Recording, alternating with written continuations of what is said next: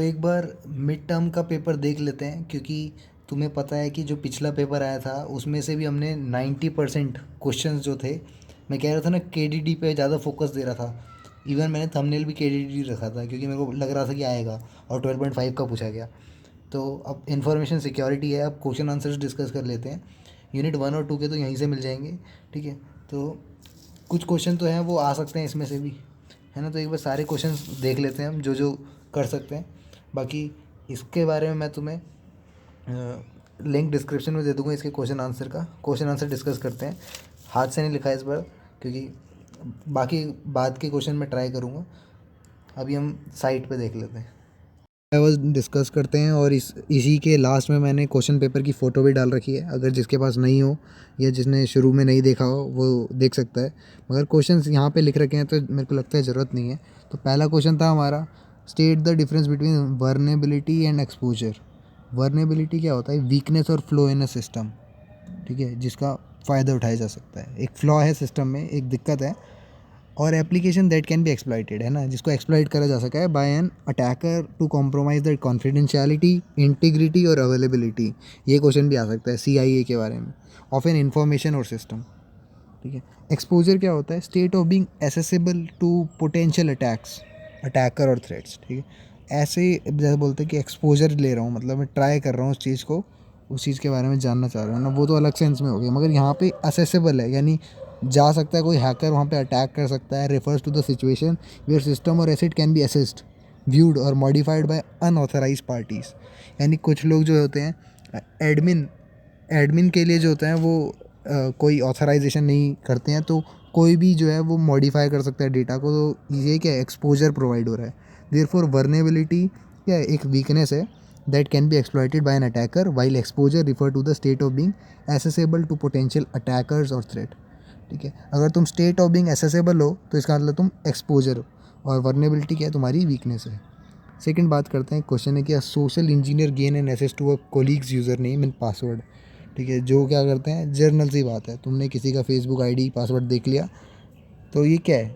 किस चीज़ से कॉम्प्रोमाइज़ हो रहा है? ये कॉन्फिडेंशियलिटी से हो रहा है। CIA में C का मतलब होता है कॉन्फिडेंशियलिटी। तो रीज़न क्या है इसका? The compromise of confidentiality have occurred as a social engineer has gained access to the colleague's user name and password through phishing attack, है ना।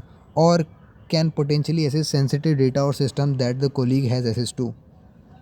अब उसके बाद उसके रास्ते खुल जाते हैं। This has result in unauthorised disclosure of sensitive information of authorised party. ठीक है, तो सेंसिटिव इन्फॉर्मेशन का अनऑथराइज एक्सेस मिल चुका है, जो वॉयलेट करता है हमारा कॉन्फिडेंशियलिटी प्रॉपर्टी को, एक इन्फॉर्मेशन सिक्योरिटी की। ठीक है, इस तरह से आंसर लिखना कि हम सिक्योरिटी प्रॉपर्टी कॉम्प्रोमाइज़ हो रखी है, कॉन्फिडेंशियलिटी, उसका रीज़न क्या है। ठीक है, अगला पार्ट है कि the organisation store its offline backup media in the same secure zone, है ना। ये वाला क्वेश्चन भी ईजी है, बस इसको कैसे फ्रेम करना है वो देख लेते हैं। अब तुमने बैकअप भी वहीं रख रखा है, जहाँ उसी सर्वर पर रख रखा है जहाँ पे तुम्हारा मेन है। तो अब क्या होगा कि रिस्क ऑफ लूजिंग बैकअप हो जाएगा ना, क्योंकि सिक्योरिटी ब्रीच होगा या कोई डिज़ास्टर आ जाएगा। मैंने यूनिट 3 में डिज़ास्टर के बारे में बताया था। Storing offline backup media in the same secure zone as a server make it susceptible to the same risk that the server is exposed to, such as theft, natural disaster और cyber attack. क्योंकि एक बार attack हो गया तो हमारा backup भी गया। फिर in the event of security breach और disaster both the server and backup data can be lost. वही बोला मैंने इसको, ये क्रिटिकल बिजनेस डेटा लॉस हो जाएगा। अब पूछ रहे हैं कि ये भी क्वेश्चन तंग कर रहा था बच्चों को कि पॉलीमॉर्फिक वायरस और मेटामॉर्फिक वायरस। मैं अगेन कहता हूँ कि हमेशा ऐसा ही होता है कि 2.5 मार्क्स में क्या क्वेश्चन आ जाए हमें एक्सपेक्ट नहीं होता, ना हमने कभी नाम सुना होता है। तो तैयार रहना ऐसे टर्म्स के लिए, और डरो मत, लिख देना कुछ ना कुछ अगर कोई ऐसा ही टर्म आ जाता है जिसका हम कुछ नहीं कर सकते। तो polymorphic viruses are virus that can change their code और signature to evade detection by antivirus software. तो एंटीवायरस सॉफ्टवेयर जो है वो वायरस डिटेक्ट करता है, मगर पॉलीमॉर्फिक वायरस क्या करते हैं, वो अपना सिग्नेचर और कोड चेंज कर देते हैं कि डिटेक्शन के टाइम पे बच सके। They achieve this by using encryption and other techniques to modify their code every time they replicate themselves.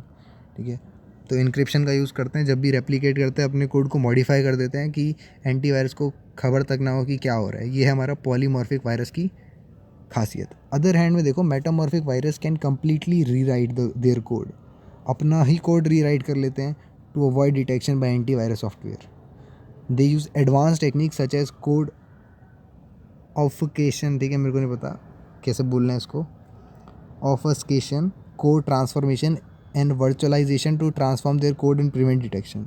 अब ये सब होते क्या टर्म्स हैं, ये इन डेप्थ हो जाएगा, तुम्हें इंटरेस्ट आ रहा है तो जा सकते हो, ठीक है। अभी कल पेपर है तो मैं इस वजह से ऐसा बता रहा हूँ। Do you think Indian evidence act is adequate to handle digital evidence, ठीक है। तो इंडियन एविडेंस एक्ट पे उंगली उठाई है, कब इनएक्ट हुआ था, 1872 में। किससे क्वेश्चन पूछा है, long before the evident of digital evidence. While the act has been amended over the years, it may not be entirely adequate to handle digital evidence, ठीक है। तो डिजिटल एविडेंस के से भी पहले हुआ था ये, तो इसका मतलब वो एडिक्वेटली हैंडल नहीं कर पाएगा, क्योंकि अभी इस समय डिजिटलाइज नहीं हुआ था। तो digital evidence prevent unique challenges such as authenticity, integrity and admissibility which may require different approach and procedure compare to traditional evidence, ठीक है। There is need for specialised rule, यानी कहने का मतलब है अमेंड करना चाहिए, कुछ मॉडिफिकेशंस आनी चाहिए, स्पेशलाइज रूल्स एंड रेगुलेशन आने चाहिए इसको डिजिटल एविडेंस को हैंडल करने के लिए। And the Indian legal system is yet to develop an comprehensive framework to deal with this, ठीक है। तो डेवलप करना अभी ज़रूरी है। Describe how a man in the middle attack may be performed in a WiFi network in the consequence of such an attack. तो man in the middle attack on WiFi network की बात हो रही है। An attacker intercept the communication between two parties and relay the message between them, ठीक है। तो बीच में आ जाएगा दो पार्टीज़ के बीच में क्या क्या कम्युनिकेशन हो रही है इसके। और the attacker can capture sensitive data such as log in credential, credit card details and other sensitive information, कि तभी बोलते हैं पब्लिक वाईफाई में कभी ऐसे काम नहीं करने चाहिए, कार्ड पेमेंट वगैरह के। The attacker can also modify and inject malicious data in to the communication, जिससे कि फर्दर एक्सप्लॉइट हो जाएगा unauthorised access to the network. अब तुम सोचोगे कैसे होता है, तो ये तो चीज़ें और डीप जाना पड़ेगा। The consequence of such an attack can be severe, including financial loss हो सकता है, आइडेंटिटी थेफ्ट हो सकता है, रेपुटेशन डैमेज हो सकती है, मान लो कुछ ऐसा ही कर दिया अनएक्सपेक्टेड सा। Prevent such attack, it is important to use secure wifi, जैसे VPA2 या VPNs यूज़ करना चाहिए वैन जब भी हम एसेस कर रहे हैं पब्लिक वाईफाई को, ठीक है। ये है हमारा अगला क्वेश्चन। अगला कह रहा है कि ये थोड़ा अच्छा क्वेश्चन था, ऑप्शन में था, यानी सेकंड और थर्ड के बीच में ऑप्शन था, तो फिर छोड़ा होगा बहुतों ने। तो क्वेश्चन कह रहे हैं consider an e commerce website, question की कंडीशन समझो कि ई कॉमर्स वेबसाइट है that include the notion of a shopping cart, ठीक है। शॉपिंग कार्ट होती है, कस्टमर इस साइट पे आते हैं, put the item in shopping cart and click on checkout to pay for them. Simple सा फंडा है, यूडेमी के कोर्सेज में भी यही होता है। Suppose that every time a user click on add to cart, the server send all the associated details, item name, price, quality and its reply, incorporating them into a hidden HTML form field.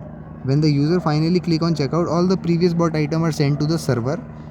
The server then join them together into a list and present the user with the corresponding total amount, है ना। Total bill क्या है। तो पूछ रहे हैं कि क्या ये डिज़ाइन वर्नरेबल है DOS अटैक के लिए, क्यों या क्यों नहीं। The design describe is vulnerable to a type of DOS attack known as slow low risk attack. In this type of attack, an attacker establishes a large number of connection to the server but sends data very slowly or not at all. वाह भाई, समझे कि server को तो लगा था कि ठीक है हमारे पास डेटा की लिस्ट आ रही है और उन सबको ऐड कर, कार्ड को ऐड करके टोटल अमाउंट बता रहे हैं, मगर वो क्या करते हैं बहुत स्लोली ऐड कर रहा है। तो ऐसे करके सबका जो है ट्रांजैक्शन सबका रुका हुआ है ना। तो इसको स्लो रिस्क कहते हैं, स्लो रिस्क अटैक कहते हैं। कि तुमने मान लो 2-3 चीज़ें आइटम परचेज़ किए मगर फाइनलाइज नहीं कर रहे हो तुम, दूसरे में भी ऐसे ही चल रहा है और ऐसा मल्टीपल टाइम चल रहा है, large number of connection, but sends very slowly और not at all, essentially trying up server resources and preventing legitimate user to access the server. तो इससे क्या होता है, डिनाइल ऑफ सर्विस, डॉस मतलब डिनाइल ऑफ सर्विस, है ना। तो जो सर्विस है उसका डिनाइल आ जाएगा, यानी जिसको यूज़ करना है एक्चुअल में वो यूज़ नहीं कर पाएंगे, तो लेजिटिमेट यूज़र्स जो है वो एक्सेस नहीं कर पाएंगे। तो इस केस में e commerce website and attacker could potentially add a large number of items to the shopping cart one at a time and then not complete the checkout process, है ना। Since the server is sending all the detail associated with each item, it could tie up server resources and made it difficult or impossible for other users to access the website.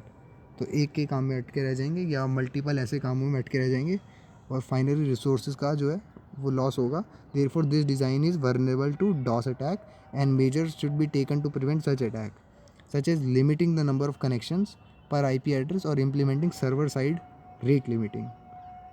कि rate limit कर दिया, Discord में भी होता है. अगला कहता है कि in the context of access control what is the difference between subject and object. तो in access control a subject is an active entity that is attempting to access a resource.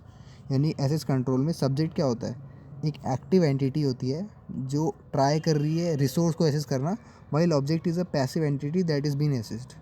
जैसे वो इसी प्रकार से ऊपर वाले क्वेश्चन में कि एक जो है वो चेकआउट कर रहा है रिसोर्सेज को, तो जो चेकआउट कर रहा है वो हमारा सब्जेक्ट हो जाएगा, जो रिसोर्सेज हैं वो सब क्या है, ऑब्जेक्ट हो जाएंगे. सब्जेक्ट आर टिपिकली यूजर्स, है ना, वो लोग हैं, प्रोसेसर्स और devices that required access to object, जिनको वो एक्सेस चाहिए. और ऑब्जेक्ट क्या है, फाइल, डायरेक्टरी या अदर सिस्टम रिसोर्सेज. जो एपीआई कॉल होती है वो क्या है, एक तरह से जिसको कॉल हो रही है वो हमारा ऑब्जेक्ट हो जाएगा, जो कर रहा है वो हमारा सब्जेक्ट हो जाएगा. Access control mechanism determine whether the subject has necessary privilege to access the object. Access control mechanism क्या बताता है कि क्या जो वो डिमांड कर रहा है उसका सच में प्रिविलेज है कि नहीं.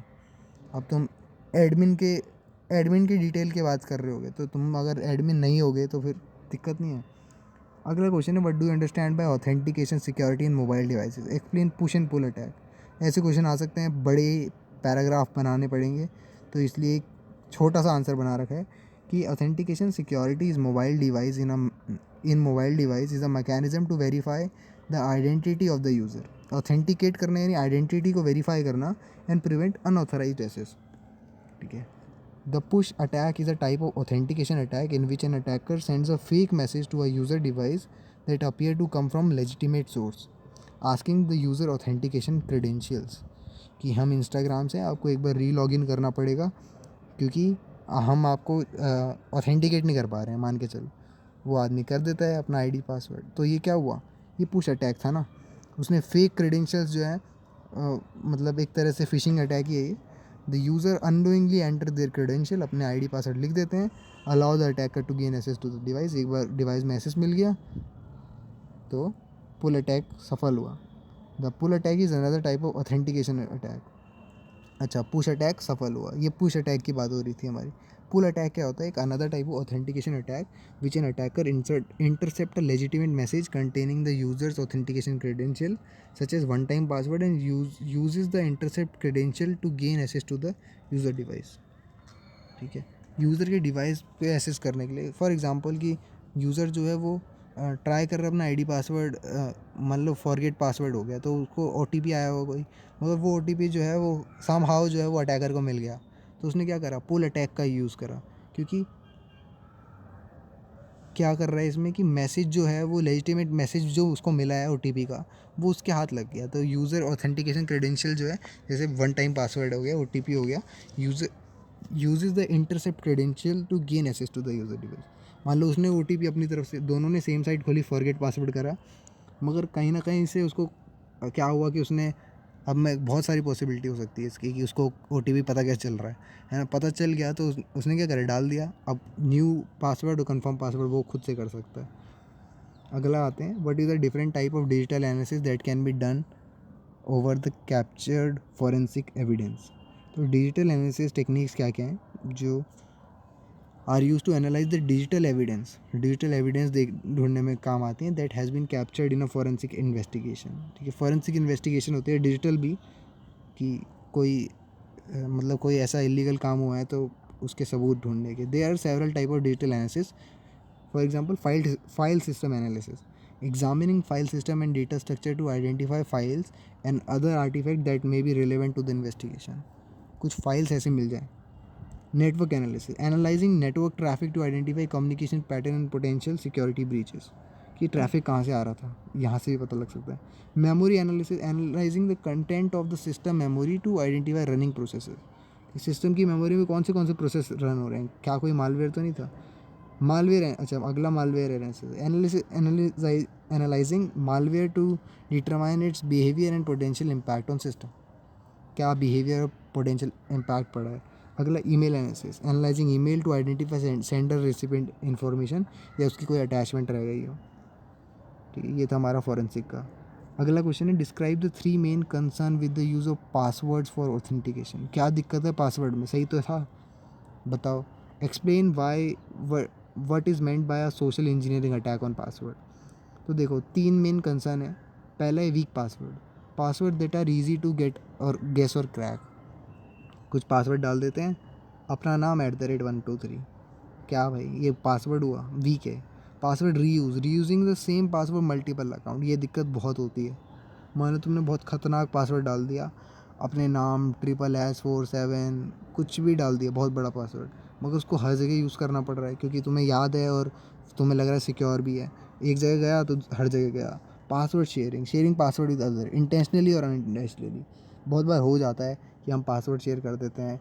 कैसे कि या तो हमारा कहीं अकाउंट लॉगिन रह जाता है, बहुत लोग पेटीएम ही लॉगिन कर देते कहीं और, ऐसे केसेस भी आते हैं।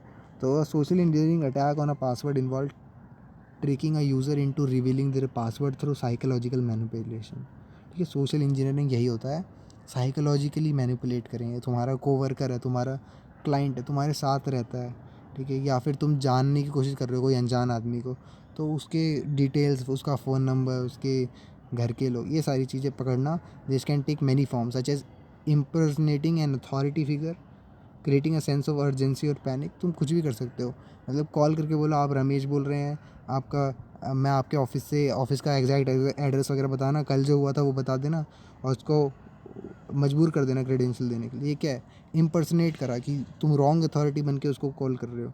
दूसरा अर्जेंसी और पैनिक, सर जल्दी पैसे चाहिए, ऐसे करके कुछ, ये पैसे नहीं चाहिए जल्दी, ये चाहिए, तो हो जाता है। एक्सप्लॉइटिंग अ यूज़र ट्रस्ट, ठीक है, ट्रस्ट भी हम कभी कभार उसको धोखा दे सकते हैं। Social engineering attack are often successful because they rely on human psychology rather on technical vulnerability. तो ये कितनी खतरनाक चीज़ है, यहाँ दिमाग से खेला जा रहा है। तो इसका तो हम ज़्यादा कुछ कर नहीं सकते, बस अवेयर कर सकते हैं लोगों को कि be aware of this.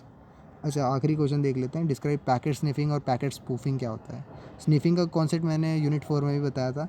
Packet sniffing is a technique use to capture network traffic. ठीक है, स्निफ कर रहे हैं यानी कैप्चर कर रहे हैं नेटवर्क ट्रैफिक को, एनालाइज कर रहे हैं it to extract information such as user name, password और बाकी सेंसिटिव डेटा के इन्वॉल्व करता है intercepting network packet and examining their content. ठीक है, उनके कंटेंट को एग्जामिन करना। Packet sniffing can be done using specialised tools और software that allow attacker to monitor traffic.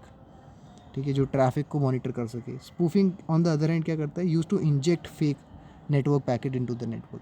Sniff कर रहा है यानी जैसे डॉग क्या करता है, स्निफ करता है, तो हमें पता लग रहा है कि नेटवर्क ट्रैफिक क्या आ रहा है, हम चीज़ों को एनालाइज कर रहे हैं, मगर यहाँ क्या कर रहे हैं, इंजेक्ट कर रहे हैं फेक पैकेट्स को स्पूफिंग में, है ना, into a network in order to impersonate और लेजिटिमेट यूज़र और डिवाइस। और spoof packet can be use to carry out various attack कर सकते हैं। For example denial of service, अभी अभी देखा, मैन इन द मिडल भी होता है, सेशन हाईजैक होता है। Spoof packet can be created using specialise software और मॉडिफाइंग एग्जिस्टिंग पैकेट, ऐसा भी कर सकते हैं। ठीक है, ये मैंने पेपर डाल दिए जहाँ के क्वेश्चन हमने उठाए थे, और घबराओ मत, सारे क्वेश्चन लेंगे। 2018 का पेपर अगला मैं बनाने वाला हूँ। ठीक है, मिलते हैं अगली वीडियो में।